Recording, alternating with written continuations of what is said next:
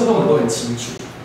其实呢，是这样的概念，其实好几千年前，或者是在圣经当中，其实就已经告诉我们这样的观念。这个是一个一般每个人应该都知道的一个守则。使徒保罗他曾在哥林多前书说的这段话，我们一起来读这一段圣经，我们一起来。你们一定知道，在运动场上赛跑的人很多，但是只有一个得奖，所以你们要抱着夺标的心来跑。每一个运动员接受严格的训练，为要争取那会朽坏的皇冠。但是我们所求的却是那不朽的冠冕。所以我只向着目标直奔，我又想斗拳的人，每一拳都不落空。最近我们台湾的网球选手在国际有好的表现，王建民也预备要开始新的球季了。我们都知道，当运动员非常的重要，必须要锻炼，然后呢要很清楚他的目标，每一场比赛都非常的重要。因此，保罗用这样的一个概念跟我们说，我们的生命也是一样，我们的目标是什么？我们有没有去让自己接受锻炼？我们有没有用行动去得到我们想得到的目标？而今天耶稣也通过他的比喻跟我们说了，那到我跟前来听了我话而去实行的人。今天在我们经典当中，我们看见耶稣说：“你们称呼我主啊，主啊，可是为什么不照着我的话去行呢？”我们当中，我们基督徒的朋友，我们都会称呼耶稣为主啊，主啊。同样，今天耶稣也跟我们说：“你们要不要照着我的话去行？”如果我们照着我们神的话去行的话，耶稣告诉我们，我们像是一个建造房子的人，建造在根基上；反而我们没有去行的话，我们的根基是建造在沙土上面。你有什么目标吗？对于这新的一年，你有什么目标吗？对于这几年，你对你自己的生涯规划、你的工作、你的专业、你的教会的服事、你的个人的生活，你有什么目标吗？我相信你们都有。我相信我们都在建一个目标，像是建一栋大楼一样。而今天的经文告诉我们，这个根基是不是扎得稳很重要。这根基是什么？待会我们就会看见。这个时候想跟大家简单分享一下，以教会为例好了。其实教会的目标呢，每个人就像是建一栋大楼一样。如果说这栋大楼是我们所建立的目标，对于教会来说，我已经把这个 logo 放上去。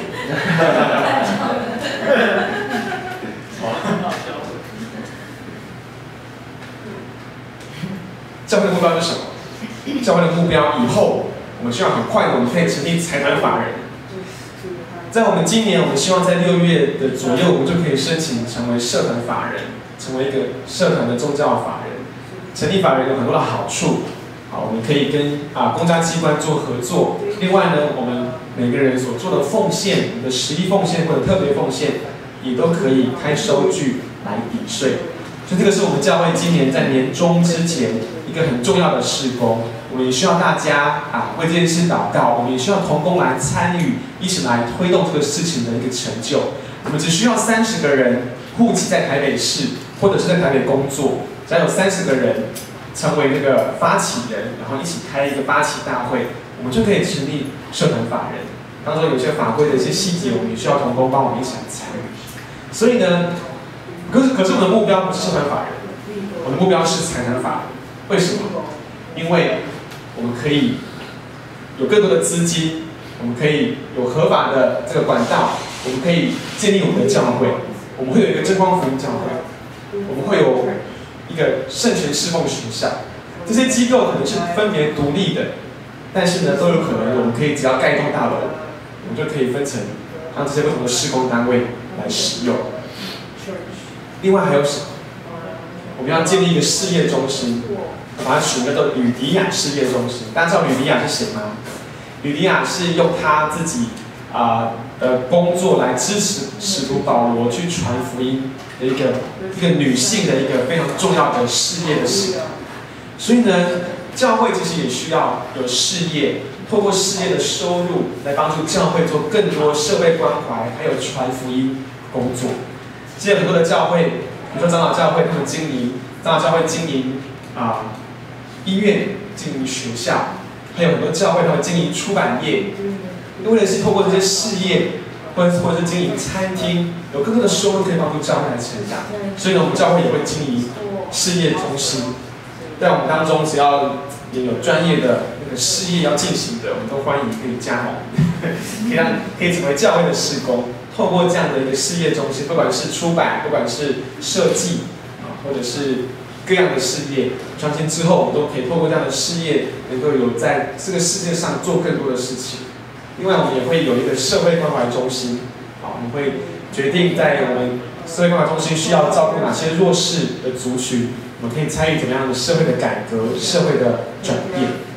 所以呢，还有很多很多。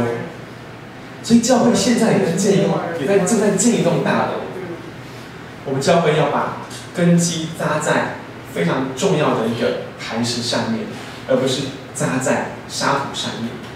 更不用说，大家不要忘记了，之前我有分享过的，我们教会的目标不是只在台湾而已，我们要预备好，我们要差遣宣教师出去，我们要去日本，去韩国，要去澳洲，要去东南亚。泰国、中国，还有中东的地区，感觉我这一生就这样过去了。感觉这一生我的目标就是带领大家一起来完成这个神要我们教会去做的事情。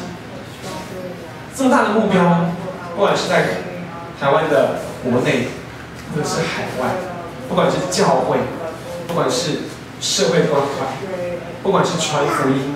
不管是社会的改造，这些目标都非常的重要，但是很重要的，我们需要有行动。就像我们在座每一个人的目标一样，我们也需要行动。因此，姐妹弟兄，今天耶稣说，你的根基扎在什么上面？当耶稣说这种比喻的时候，他的重点，他的关键是说，那听了我的话而去实行的人，是像什么样的人呢？因此，我们发现把根基扎在磐石上的关键就是听神的话，然后去行。我们常会觉得说，我们要把根基建在基督上，我们要把根基建在耶稣上，非常的笼统。什么是把根基建在耶稣的生命上呢？就是听到，而且去行道。因此，重点就是我们有没有听上帝的话，我们有没有去把上帝的话行出来。在我们当中，我相信我们有稳定来参加主日礼拜的，我们有稳定每日灵修的，我们都有听到上帝的话。上帝每天都对我们说话，透过圣经，透过礼拜，透过我们的祷告，对我们说话。因此，我们很重要的重点反而变成我们有没有去行。我们把这些话听进去了，我们做了笔记了，我们有没有去把它行出来？人生像一个道路一样，如果我说我现在我要去门口，我要怎么去门口？我要走过去嘛，对不对？我一定没有办法在这边，然后盘坐，然后就到门口，或者是想象自己有那个可以什么移动的那种移动的忍术，这样变一下，然后就跑到那边去了。这是科幻的，或者是那个神话故事。我要做的是什么？就走过去嘛，对不对？可是我走过去，发现说啊，这子怡好可爱哟。然后跟子怡玩个5分钟，然后就说，玉溪，我跟你讨论一些事情。然后谈了10分钟，然后之后说，我要喝杯水，然后就去喝了水，然后然后整理一下这个柜子，就整理柜子。我花多久时间去门口？可能1小时都到不了，因为有太多事情我要去做。但是呢，如果我现在就是要去门口，有一个很重要的人要进来，我要去迎接他。就有一天，这个小弟跑过来说：“牧师，我有事情要找你。”我说：“等一下，不要过来，我要去找人。”或是这个地方有东西需要找，可是这个待会可以处理，我现在就要去门口去做一件事情。当我们方向确立的时候，当我们直接去做的时候，我们就会拿到目标。相反的，在我们的路上，如果有一些东西干扰了我们可能会拖很长的时间